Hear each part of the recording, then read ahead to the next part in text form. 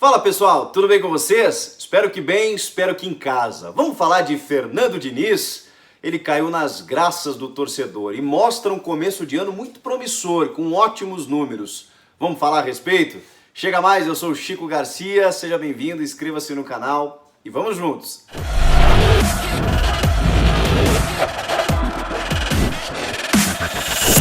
Respondam para mim, é dinismo ou dinizismo?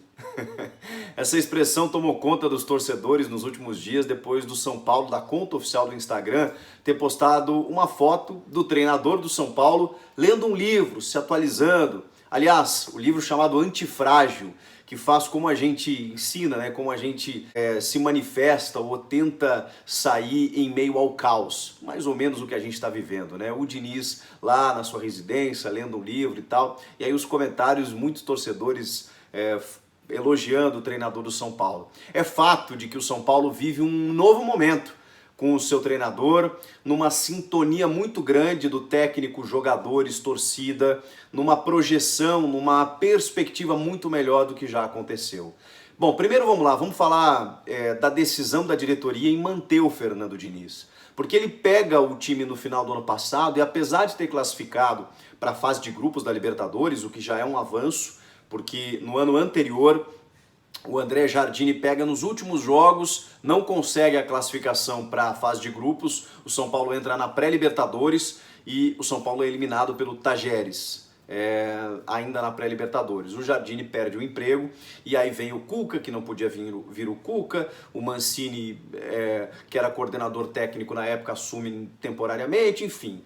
Desde o início da gestão Leco foram 8 treinadores e nenhum deles completou 50 jogos e o Diniz tem, nesses 29 jogos até então, o melhor retrospecto, o melhor aproveitamento. Mas mais do que isso, o Diniz ao virar o ano, eu pelo menos fui um dos que imaginou que o Diniz não teria vida longa exatamente por essa gestão moedora de técnicos, né?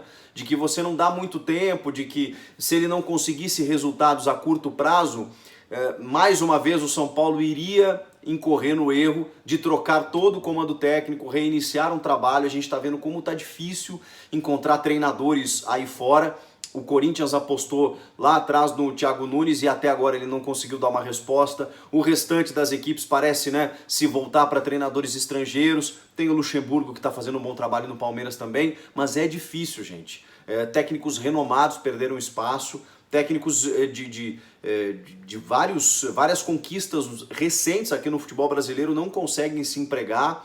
O Abel Braga está saindo de uma equipe, entrando na outra. O Felipão é pouco cotado. O Carille teve que ir para a Arábia mais uma vez, voltar para lá para conseguir um emprego.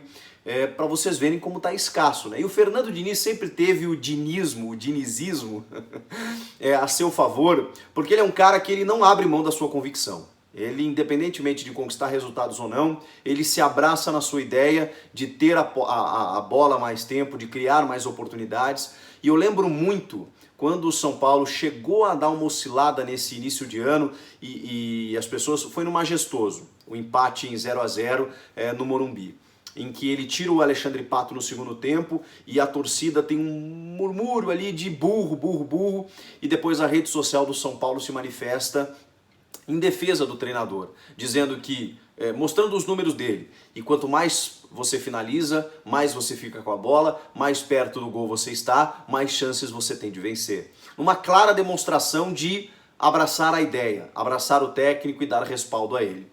Aí teve um outro momento de oscilação, que foi a derrota para o Binacional, lá em Juliaca, na altitude, em que o São Paulo perdeu muitos gols no primeiro tempo, saiu na frente, mas sofreu a virada. Mas aí ele tem uma recuperação muito rápida, né? O jogo contra a LDU foi um jogo muito importante, muito positivo. E aí diante disso, você vai no saldo, né? Você vai no levante, você começa a analisar o todo.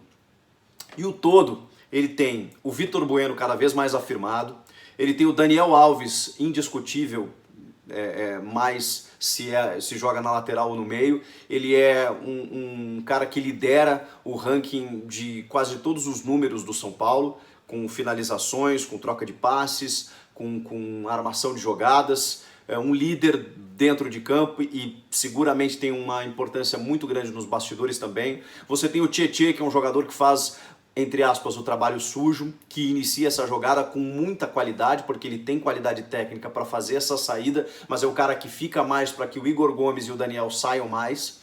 O Igor, que é um menino muito talentoso, muito promissor, muito volátil dentro de campo, consegue aparecer muito mais, por isso o Hernanes está no banco, porque não consegue ter a intensidade que o Igor tem. Mas o Hernanes ainda é uma peça muito importante e mesmo que ele entre nos jogos ou substitua algum outro jogador por lesão ou suspensão, vejam a importância de você ter um elenco qualificado.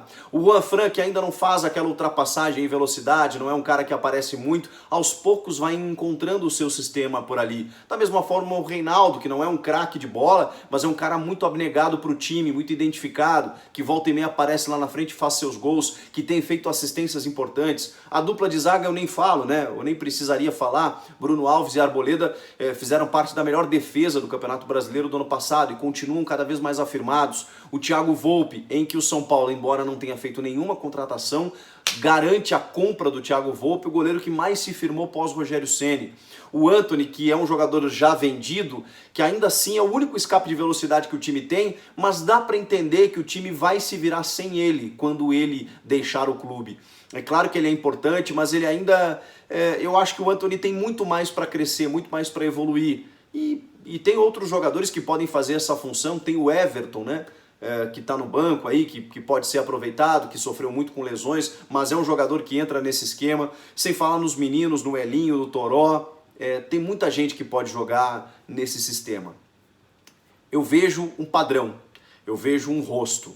Eu vejo um sistema de jogo que funciona. Eu vejo um time que dá gosto de ver jogar. E que a crítica que a gente pode fazer em vários momentos está na finalização, no capricho, na sintonia fina. De muitas vezes você criar muitas chances e os jogadores não aproveitarem. O Pablo estava sofrendo muito com isso. Já fez 2 gols no último clássico. O Alexandre Pato, que ficou um tempo sem fazer gols, depois voltou a fazê-los e depois até não fez mais. Porém, se a gente olhar os números do Pato e até mesmo a movimentação dele em campo, é um cara entregue, é um cara que está muito afim, é um cara que está participando do jogo, que participa das jogadas onde saem os gols. Então eu vejo muita vontade dos jogadores, muita disciplina. E aí eu quero dar um relato como repórter, né? Que estou lá nos treinamentos, na zona mista, conversando com os atletas. Eles estão encantados com o Fernando Diniz. Isso é uma tônica de todos os trabalhos que ele fez, né? No Audax, no Fluminense, no Atlético Paranaense. É um cara muito querido. Ele tem uma metodologia psicológica, até porque ele é formado em psicologia, que ele consegue entrar na mente dos jogadores, né? E isso não é nenhum sentido pejorativo que eu dei para essa frase, viu? Ele entrar na mente é positivo mesmo, ele consegue convencer os caras de que eles podem render, de que eles podem assimilar aquilo que ele está passando. E eu noto isso de todos os atletas que a gente conversa. Eles compram a ideia do treinador. E, gente, isso é fundamental. Não adianta o cara ter a melhor ideia do mundo se ele não conseguir passar a mensagem. Não adianta ele ter ótimas ideias se os jogadores não comprarem. Se os jogadores olharem para o cara e falarem, putz, esse aí é um cantiflau, esse aí é um charlatão, o que esse cara fala eu não consigo ver na prática. Não é isso. A gente vê os jogadores entendendo isso e tentando demonstrar a todo momento.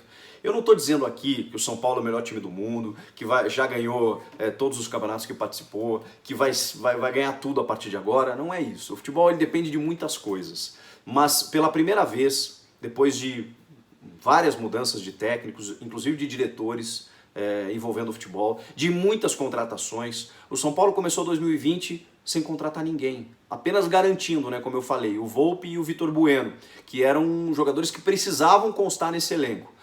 E depois mantendo o seu técnico, num entendimento, pelo menos eu entendo assim, que ele era o certo para esse momento. Não, nós compramos a ideia. O resultado pode não vir agora no primeiro momento, pode ser que ele oscile e tudo mais, mas a gente vai abraçar essa ideia.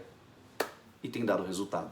Então, viva o dinizismo, porque o resultado ele é uma consequência. O fato é que a coisa está funcionando.